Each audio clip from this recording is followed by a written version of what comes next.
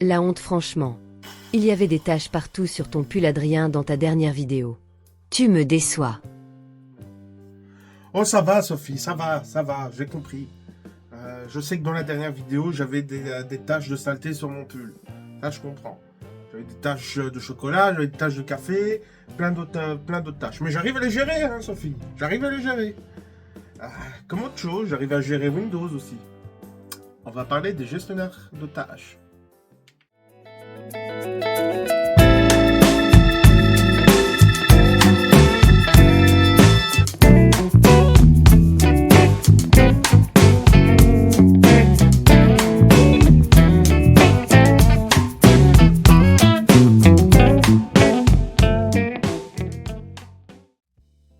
Salut! Comme je l'ai dit dans l'introduction de la vidéo, on va parler du gestionnaire des tâches, gestionnaire de tâches, suivant la façon dont on interprète la chose. De toute façon, en anglais, c'est Task Manager. Donc, on va pas faire la fine bouche pour savoir si c'est gestionnaire des tâches ou gestionnaire de tâches. Mais qu'est-ce donc un gestionnaire de tâches? Un gestionnaire de... Bon, allez, on va faire simple, on va parler de Task Manager, comme ça on fera pas la distinction entre gestionnaire des tâches et gestionnaire de tâches. De toute façon, c'est la même chose. Dont la définition du dictionnaire, quand je demande à Copilot d'écrire ce que c'est un gestionnaire des tâches, il me dit: le gestionnaire des tâches est un outil intégré à Windows qui permet de surveiller et gérer les performances et les processus de votre ordinateur.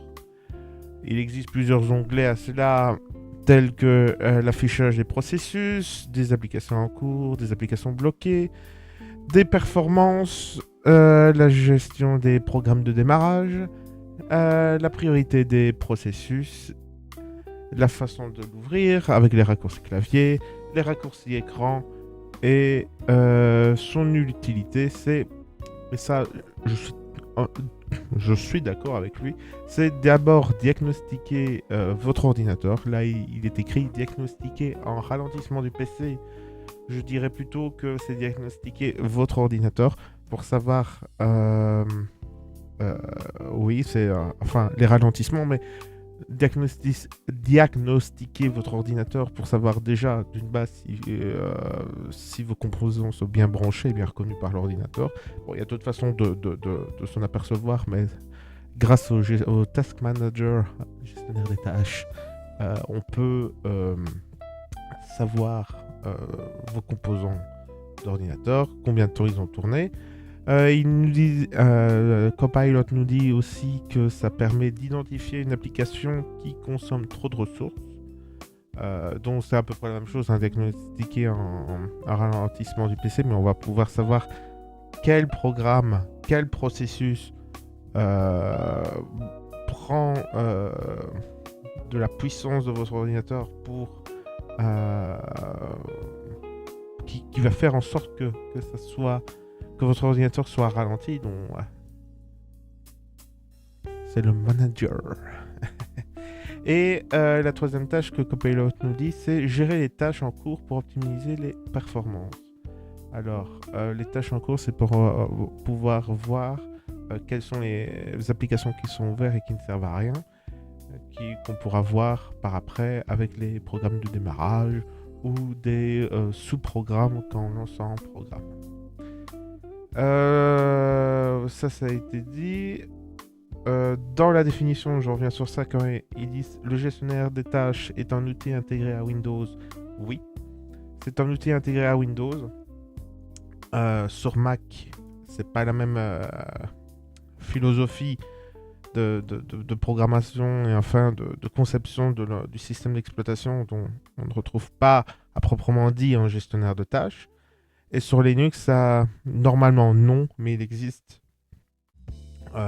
différentes options qui permettent d'avoir une sorte de task manager. Voilà. Donc, je reviens sur ça. On va retourner sur le bureau. Hop, magic. Pof. Donc, Dans une vidéo précédente qui parlait de la barre des tâches, vous avez dit comment afficher le gestionnaire des tâches, enfin une façon de le faire, d'afficher le gestionnaire des tâches, vu que on pouvait l'avoir à partir de la barre des tâches. Donc voilà ma souris. Vous voyez ici la barre des tâches. Donc si vous n'avez pas ce que c'est une barre des tâches, je vous conseille d'aller voir ma vidéo sur la barre des tâches. Donc cliquer par exemple, c'est d'une façon. Je dis bien c'est d'une façon. On va avoir plusieurs façons de le faire, mais c'est une façon de le faire. Donc appuyez ici. Clic droit de votre souris. Clic droit de votre souris sur la barre des tâches. Vous voyez deux options. Paramètres de la barre des tâches, ce qui n'est pas important dans cette vidéo, et gestionnaire des tâches. Alors, voilà, on retrouve le gestionnaire des tâches. Mais voilà, ça c'est d'une façon. Une autre façon de le faire, c'est sur votre clavier, vous appuyez sur la touche CTRL, puis après la touche ALT, enfin CTRL CTRL et DIL. Et vous arrivez sur cet écran-là avec 4 options et vous cliquez sur gestionnaire des tâches. J'espère que ça a été vu, que vous avez pu constater à l'écran parce que pendant un bref instant, je n'avais plus accès à mes fenêtres d'application. Donc je ne sais pas si ça a été capturé par OBS, qui est le logiciel pour mes captures vidéo. Donc je répète cette manipulation. Vous appuyez sur la touche de votre clavier CTRL, qui se nomme CTRL. C'est une touche CTRL, qui est CTRL, et CTRL. Puis après, la touche ALT, puis la touche DIL. Alors, n'ayez pas peur. Si vous avez deux touches CTRL, enfin CTRL, il n'y a pas de problème, vous pouvez appuyer, ça affichera la même chose. Par exemple, Alt, vous avez une touche Alt et une touche Alt-Gr. Si je fais ça, ça marche aussi, donc ne vous inquiétez pas. Et la touche DIL, vous en avez deux. Ça dépendra de votre type de clavier. Si vous avez un clavier avec un pavé numérique, ça veut dire que sur à la droite de votre clavier, vous avez une rangée de numéros 1, 2, 3, 4, 5, 6, 7, 8, 9, avec un 0, une touche plus, une touche moins, etc. Vous pouvez appuyer sur cette touche DEL. Mais vous avez une autre touche DEL, ça marchera également aussi. Voilà, n'ayez pas peur. Peut-être une autre façon qui est... hop.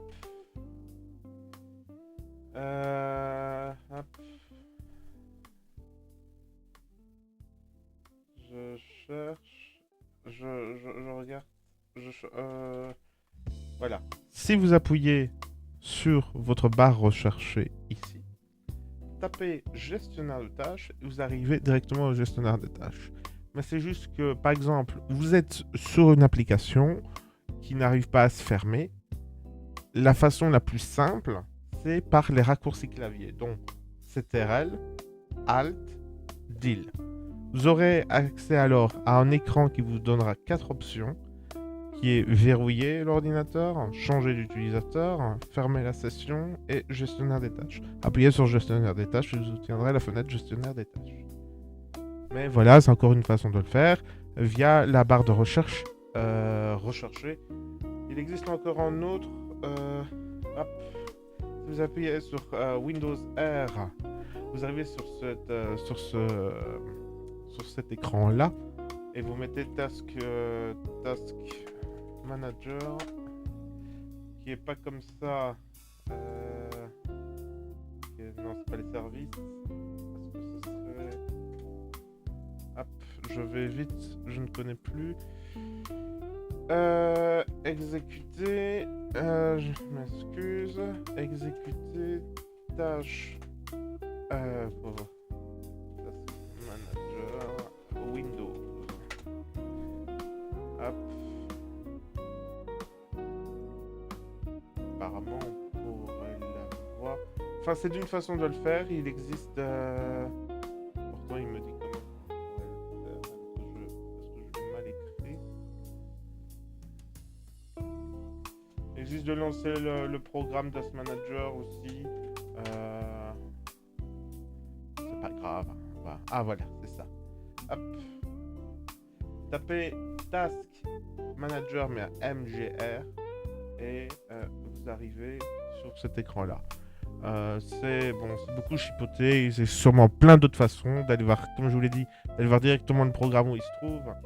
Donc voilà, vous avez vu à peu près 4 façons de faire d'afficher le gestionnaire des tâches, mais peut-être qu'il existe d'autres façons de le faire.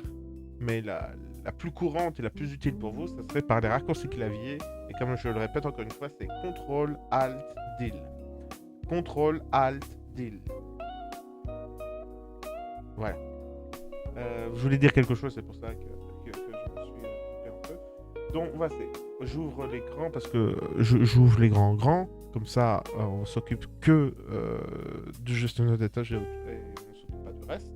Donc, dans le gestionnaire des tâches, je prends l'exemple de Windows 11. Là, je travaille sur Windows 11. Normalement, avec la mise à jour forcée Windows 11 le 14 octobre, et sans parler de la possibilité de prolonger les mises à jour sur Windows 10, on va rester sur l'exemple de Windows 11. Ça restera sur toutes les vidéos aussi. En tout cas, tant qu'il n'y a pas Windows 12. Donc, dans Windows 11, vous avez cet écran-là de gestionnaire des tâches. Peut-être pas de cette couleur-là, parce que moi, j'ai le mode sombre par défaut. Enfin, c'est moi qui pas par défaut, c'est moi qui ai demandé pour avoir le mode sombre. Mais je crois qu'il doit être clair par défaut. Pas sûr. Enfin, en tout cas, c'est pas très important. Donc, dans le gestionnaire des tâches, vous avez une barre rechercher en nom, en éditeur ou en PID. On en regardera ça plus tard. Ce bouton-là, on reviendra à ça après. Ici, quand vous appuyez sur les 3 barres, en tout cas, vous n'êtes pas obligé d'appuyer sur les 3 barres, mais comme ça, si vous appuyez sur les 3 barres, vous avez de plus grandes informations sur les types d'onglets qu'il y a sur le gestionnaire des tâches. Le gestionnaire des tâches, vous avez comme l'onglet processus, vous avez l'onglet performance, historique des applications, application de démarrage, utilisateur, détails et services. Dans l'onglet processus, vous retrouverez tout, enfin, comme son nom l'indique, tous vos processus en cours. Grosso modo, et pour vulgariser la chose, même si c'est pas réellement vrai ce que je vais dire, c'est tous vos programmes en cours. Tous vos programmes en cours qui sont actuellement en cours ou en pause. Pas uniquement en pause, en veille, c'est pas vraiment la même chose, mais on va dire pour ces 3, vous avez 3 façons de voir vos processus qui s'afficheront dans cet onglet là. Ils seront soit en mode veille, en mode cours et en mode pause. Donc, prenons un exemple d'un processus que si je le coupe ou je fais des trucs avec, ça n'aura pas beaucoup d'incidence. Prenons l'exemple...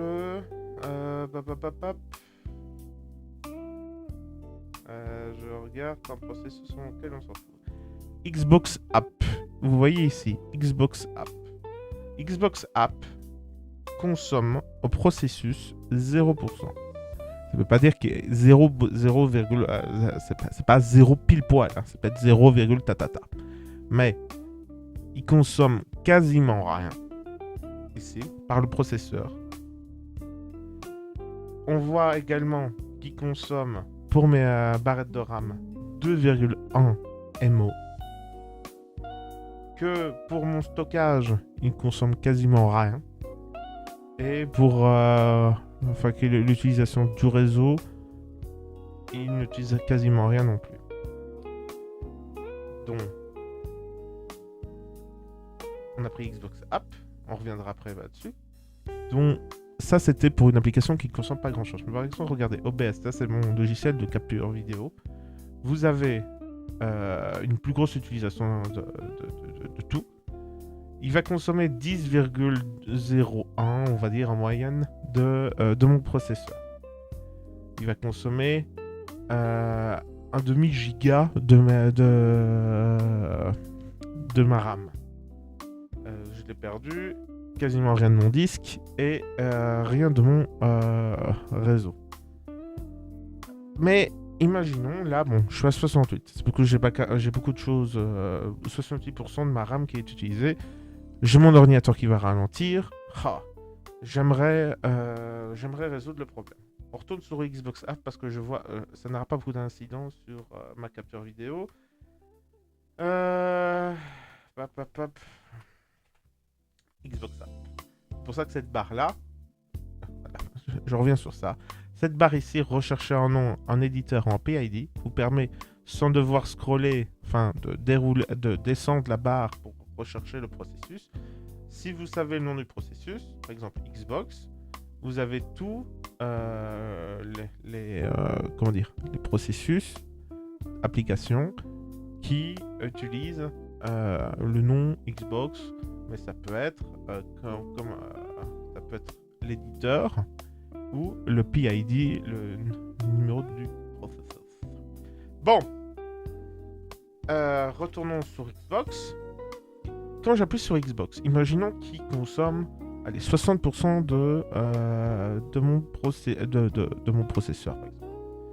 Et j'arrive pas à le couper, je comprends pas pourquoi, et j'aimerais bien le couper, par exemple. Alors, faites un clic droit sur Xbox App. Vous avez un menu déroulant qui est comme cela. Vous pouvez terminer la tâche. Vous pouvez voir, par exemple, l'utilisateur changer les valeurs ici, plutôt qu'utiliser du pourcentage. Voir les valeurs, etc., etc. Ça, on s'en fout. Fournir des commentaires, on s'en fout. Mode d'efficacité. Pour le commande mortal, on va pas épiloguer. Parce que pour un utilisateur lambda, ça ne sert pas à grand chose. Un debugger, ça ne sert pas à grand chose pour le commun des mortels, donc on ne va pas épiloguer sur cette chose-là. Mais par exemple, quand vous avez une erreur de processus ou que vous voulez, quand un processus est bloqué, vous n'arrivez pas à le couper, vous pouvez utiliser le debugger pour résoudre le problème. C'est surtout utile quand vous faites de la programmation ou que vous voulez chipoter au code d'un processus. Vous avez également créé un vidage mémoire, ça ne sert pas à grand chose pour le commun des mortels, dont on ne va pas en parler. Accéder aux détails, c'est une autre façon d'afficher l'application. On voit que l'application en question, c'est Xbox PC App FT.exe, que son PID, son numéro de référence est 9648, ce qui permettrait ici plutôt d'afficher Xbox, c'est de mettre directement le numéro du PID. Ça nous dit que le statut est en cours d'exécution, que l'utilisateur qui est en train d'utiliser ce processus-là, moi j'ai qu'un seul utilisateur sur mon ordinateur, enfin deux, on est deux. De base, il y a toujours le nombre d'utilisateurs réel plus 1 qui est qui est le système. Mais voilà, par exemple ici on le voit, svchost.exe, le nom de l'utilisateur c'est le système parce que c'est un utilisateur qui est au-dessus de tous les autres utilisateurs. Voilà, on va pas trop épiloguer sur ça pour l'instant. Ici, c'est, comme on l'a vu, c'est le processeur, la valeur que ça utilise au processeur. La RAM, on voit quand même que ça utilise 2224 kilooctets de ma RAM, que c'est une architecture en 64 bits et ça porte le nom Xbox App. Voilà. on va revenir parce que en fait, ça nous a affiché directement l'onglet détails. Que j'aurais préféré ne pas voir pour l'instant. Ouvrir l'emplacement du fichier. On peut voir où se trouve Xbox App, dans quel fichier l'application est utilisée. Ensuite, on peut rechercher en ligne pour savoir... Ah, vous avez des applications bizarres qui portent un nom bizarre. Par exemple, comme si on aurait tabassé son clavier avec des chiffres et des lettres bizarres. On peut avoir une documentation Windows qui explique à quoi correspond ce processus. Ce qui est utile pour savoir si vous avez des virus ou pas. Et ainsi les propriétés, les propriétés du fichier en question. Xbox Apps. On voit que c'est un fichier .exe, enfin c'est une application du coup, que ça porte le nom Xbox App, ainsi de suite, quand ça a été créé, quand ça a été modifié, la dernière fois qu'on a accédé au machin. Mais bon, ça c'est pour autre chose, on parle ici que du gestionnaire de tâches, donc on ne s'occupe pas de cela. On revient sur le gestionnaire de tâches, Xbox App. Xbox App, refaites un clic droit et vous dites qu'est-ce que je dois faire. Est-ce qu'il bug, mais j'aimerais quand même continuer à l'utiliser. Vous avez deux possibilités, soit vous le terminez et vous relancez manuellement, soit vous le redémarrez. Prenez Xbox App, enfin l'application en question. Ici vous avez deux fonctionnalités. Exécuter une nouvelle tâche, terminer la tâche. Exécuter une nouvelle tâche, c'est pour lancer une application via cette fenêtre exécutée qu'on a vue tantôt. Pour le commun des mortels, ça ne sert strictement à rien. Donc, on va pas épiloguer là-dessus, mais ça vous permet de lancer une tâche qui n'est pas en cours actuellement. Voilà. On va pas épiloguer là-dessus. Ma caméra est au-dessus de l'autre bouton, c'est terminer la tâche. Et mode d'efficacité, on va pas épiloguer, c'est surtout une fonctionnalité qui permet de mettre en veille pour que ça utilise moins d'énergie, mais quand même qu'elle est en cours. Donc on va pas épiloguer. De base, c'est l'ordinateur qui s'en charge. Donc ne vous occupez pas de cela. Donc Xbox App, vous voulez terminer la tâche. Appuyez sur le processus en question, puis terminer la tâche. On voit qu'Xbox App a disparu. Attention à cela. Certaines applications sont des sous-applications, d'autres applications. C'est-à-dire que pour ce type d'application, vous devez couper l'application mère. En exemple, c'est Steam. C'est une plateforme de jeux vidéo, enfin d'achat, de bibliothèque de jeux vidéo, qui va lancer pas mal d'applications en arrière-plan.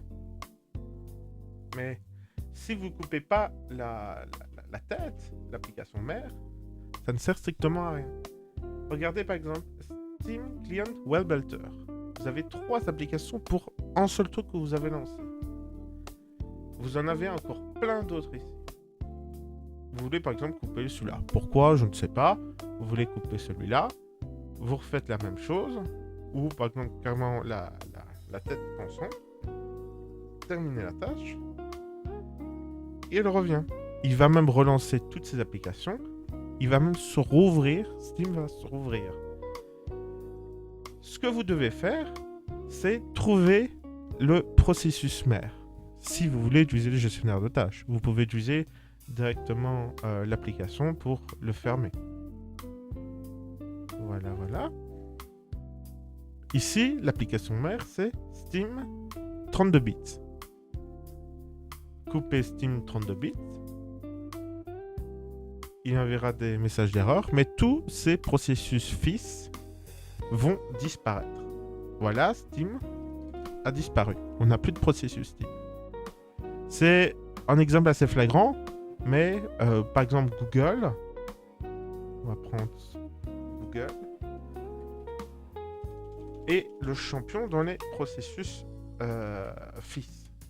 Par exemple, actuellement, pour être sincère avec vous, je n'ai que 3 onglets d'ouvert sur Chrome. Et là, on voit que j'ai 21 processus et un deuxième Chrome, un deuxième processus Chrome qui certes est plus pour des widgets, enfin des outils qui utilisent Chrome. Donc ça, je ne vous conseille pas de l'éteindre. Ça pourrait faire bugger votre ordinateur et votre navigateur. Donc, pour 3 onglets, j'en ai 20. On peut voir ici que sur les 20, on en a quand même une bonne partie qui ne servent à rien, qui sont en mode veille. Qu'on a des processus qui apparaissent et qui disparaissent, qui sont en mode veille ou pas. Mais vous pouvez éteindre un processus. Paf. Il reviendra quand même. C'est un inconvénient de Chrome. On n'est pas là pour parler de Chrome, mais c'était un exemple parmi d'autres. Tant que je suis ici, vous avez un des gros problèmes de Windows et, par exemple, votre barre des tâches a disparu. Ah. Votre fond d'écran a disparu. Ah. Vos icônes ont disparu. Ah. Ou bug. Ou ont des glitches, etc. Il y a un processus auquel vous devez faire attention, qui est l'explorateur Windows. Vous ne devez pas le couper. Si vous le coupez, vous pouvez continuer à utiliser votre ordinateur, mais vous n'aurez plus accès à la barre des tâches, à tout ce qu'il gère, dont la gestion des fichiers, mais la gestion des fenêtres, par exemple. Vous pourrez avoir des problèmes d'affichage, donc c'est pas conseillé. C'est même pour cela qu'il vous demande, on a ici redémarrer les tâches plutôt que terminer la tâche. Vous voyez, elle n'est pas présente actuellement, le bouton terminer la tâche. On pourrait forcer l'ordinateur à terminer l'explorateur Windows. Sur Windows 10, c'était possible. On avait terminé la tâche et redémarré la tâche. Là, ils ont désactivé cette option de terminer la tâche sur Windows 11. Peut-être que c'était déjà faisable sur Windows 10, mais sur Windows 11, ce n'est plus possible de le faire. En tout cas pour le commun des mortels. Donc, si ça bug, votre gestionnaire des tâches bug, vous appuyez sur Explorateur Windows, redémarrer la tâche. Ça va redémarrer le processus, dont tous les problèmes qu'il pourrait y avoir. Je ne vais pas le faire parce que vu que je suis en capture d'écran, en fin de capture d'écran, j'ai peur que ça fasse bugger mon affichage.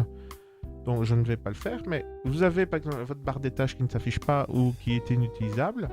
Cherchez l'explorateur Windows et redémarrer la tâche. Souvent c'est souvent ce processus qui pose problème, donc je vous conseille de le faire.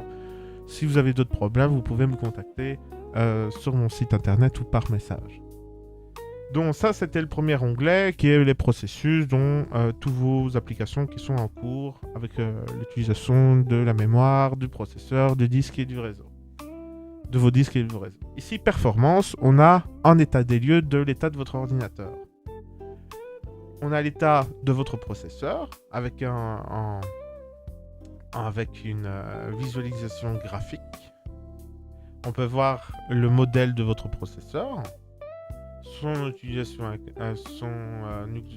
actuelle qui est de 26% à 3,92 GHz. La même chose pour la mémoire, ainsi que d'autres informations qui sont là. La même chose pour la mémoire. Vos différents disques durs, SSD, etc. Votre utilisation d'Internet, ici l'Ethernet. L'utilisation de votre carte graphique ici, il y en a deux parce que j'ai une carte graphique incorporée dans mon processeur et une autre non. Voilà. Et toujours avec ces informations-là. Vous pouvez voir le moniteur des ressources qui est une fenêtre plus détaillée sur vos composants d'ordinateur et ainsi l'utilisation des processus par rapport à votre matériel. Donc c'est pas le but de la vidéo, donc on va pas voir ceci. L'historique des applications, dont on va voir toutes vos applications sont le temps que le processeur, le temps que l'application a utilisé le processeur, le réseau et la quantité, la taille, enfin la quantité que ça a consommé en notification. Par exemple, là je vois le troisième, on a les actualités, ça va consommer 0,9 mégaoctets. Le premier, Kagrobat, a utilisé mon processeur pendant 7 minutes 15 et qui a utilisé mon réseau pour 2,7 mégaoctets. Voilà, c'est des petites informations, vous pouvez supprimer l'historique, etc. Ici, c'est les applications de démarrage, donc c'est quand vous lancez votre ordinateur ou votre session, enfin votre ordinateur plus votre session, parce que déjà, quand vous allumez votre ordinateur, il y a déjà des applications qui se lancent. Mais ici, on va parler des applications qui vont se lancer à l'ouverture de votre session. Et c'est ici que vous devez faire attention parce que, d'une certaine façon, c'est ces applications-là qui vont consommer l'énergie de votre ordinateur, qui va pouvoir avoir des ralentissements suivant la quantité de programmes qui se lancent au démarrage. De base, beaucoup de programmes, quand vous installez un programme qui veut se lancer en arrière-plan, par défaut, même si vous ne l'utilisez pas, il va quand même se lancer en arrière-plan. C'est ça ce que je voulais dire, pardon, excusez-moi. Donc ici, c'était beaucoup de programmes qui voulaient se lancer en arrière-plan, qui, pour ne pas ralentir mon PC, je les ai mis en mode désactivé. Donc on reprend Xbox ici. Non, c'est le problème parce qu'il va lancer pas mal de choses. On va prendre un truc où si sinon c'est pas trop grave. Ici par exemple Terminal. Par défaut, enfin c'est moi qui l'ai mis pas désactivé, mais vous pouvez activer la chose, le Terminal. Et vous, si vous voulez désactiver que ce programme se lance à votre démarrage, vous allez sur l'application ici, clic droit, désactiver. L'application ne sera plus active à votre démarrage, mais elle sera active quand vous l'utiliserez par vous-même. Tant que vous n'appuyez pas sur l'application, l'application ne se lancera pas, normalement. Il existe également des applications qui s'ouvrent, même si vous faites ça, ils s'afficheront comme ils s'ouvriront par défaut.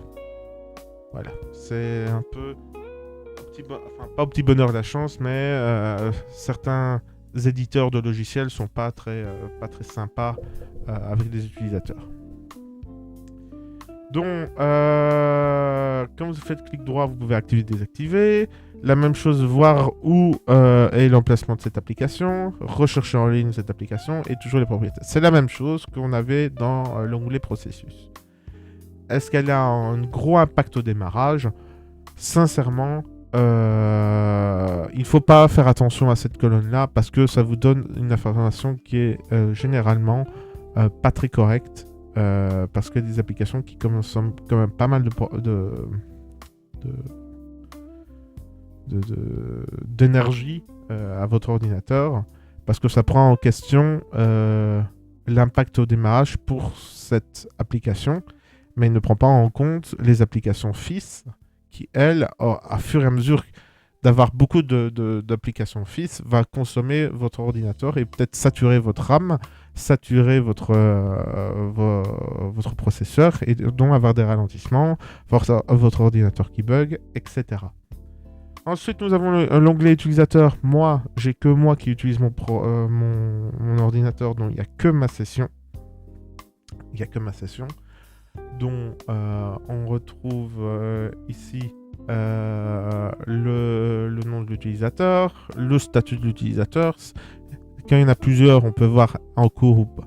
En cours, par exemple, si l'autre personne n'a pas fermé sa session.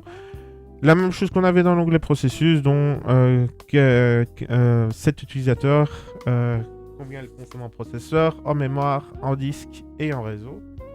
Ensuite, on a les détails, dont c'est toutes les applications qu'on a vues dans processus, mais qui sont affichées d'une autre façon. Là, on peut voir le fichier qui est utilisé actuellement. Par exemple, Chrome ici, on peut voir le numéro du processus, qu'il est en cours d'exécution, l'utilisateur qui l'utilise, la quantité que le processeur utilise, la mémoire RAM que ça utilise, le type d'architecture qu'il y a. C'est pas tout le temps 64, on peut voir ici qu'il y a 80, c'est utiliser une architecture 86 bits. On n'expliquera pas ce que c'est dans cette vidéo, parce que c'est sur le gestionnaire des tâches. Et la description, c'est quoi correspond à ce processus. Ici, c'est un processus de Google Chrome. Voilà. Et enfin, les services, qui est un peu plus complexe à expliquer pour le commun des mortels, qui sont des programmes. Qui s'utilisent, qui ont une tâche, qui utilisent qui ont des tâches propres à eux. On va prendre un exemple assez concret qui sera facile à vous expliquer. Parce que c'est difficile d'expliquer, de vulgariser la chose. On va pas parler des jeux vidéo, donc on va pas parler de ça.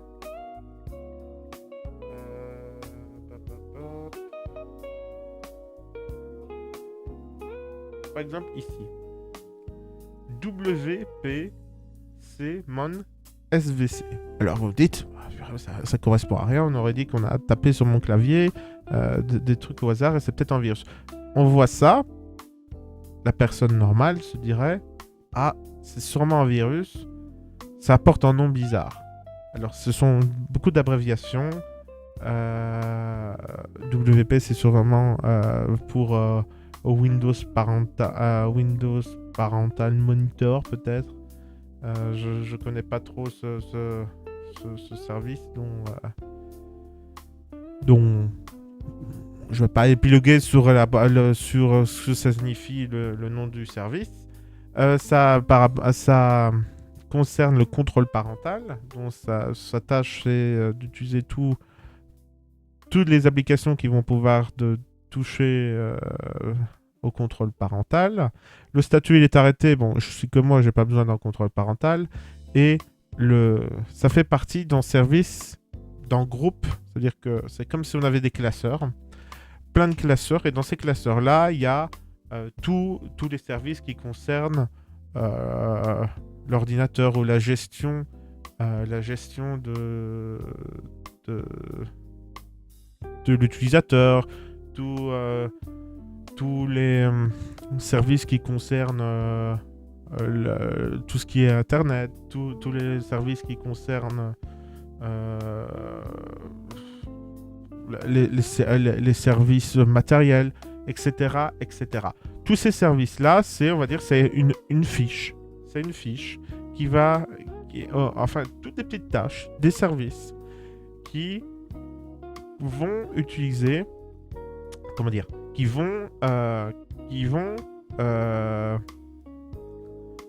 permettre une tâche.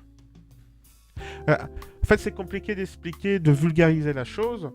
C'est des petites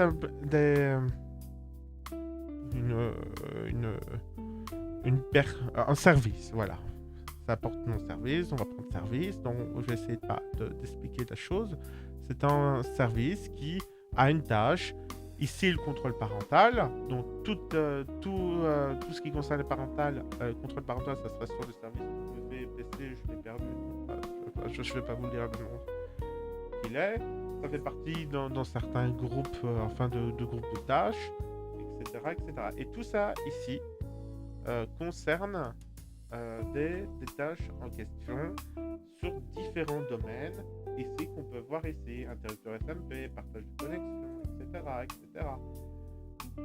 Également, c'est ici qu'on remarque les virus. Parce qu'ils portent des noms bizarres, ils ont une description bizarre, et soit ils portent pas de groupe, ils sont pas dans un groupe, et ils sont souvent liés à des processus, etc.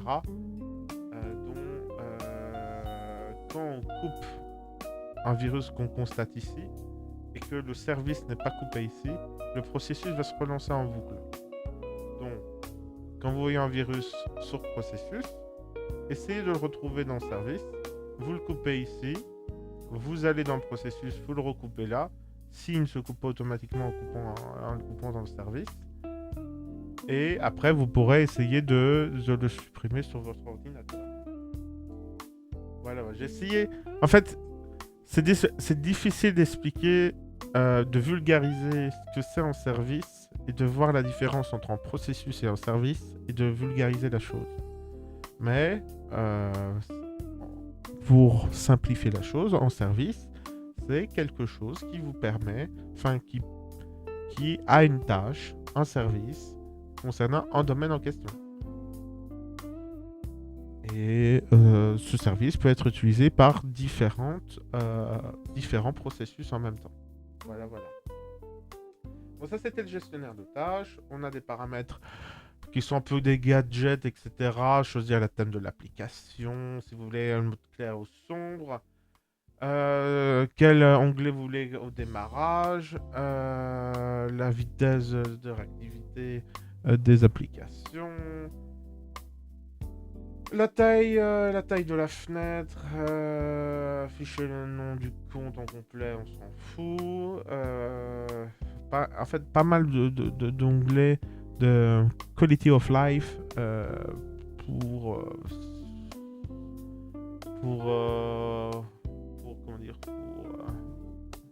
soyez plus heureux à utiliser Windows.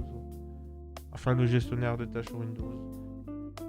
Gestionnaire des tâches que vous ne verrez quasiment jamais normalement, dont c'est pas très utile de chipoter à ces paramètres là. Donc voilà, j'ai essayé, je m'excuse de ça, j'espère que je me suis bien fait comprendre. Je m'excuse pour tout ce qui était service. Je sais que je reviendrai plus tard dans une autre vidéo, peut-être pas dans un short, pour vous expliquer du mieux ce que c'est un service, de trouver la meilleure vulgarisation pour expliquer ce que c'est un service. Donc j'espère que ça vous a aidé, que vous serez plus à l'aise en utilisant le gestionnaire de tâches. Et je vous dis à très bientôt sur Facile la Tech, la technologie facile pour tous et en sécurité. C'était Adrien. Je vous dis à très bientôt pour de nouvelles aventures et de nouvelles explications sur Windows et la technologie. Salut à tous!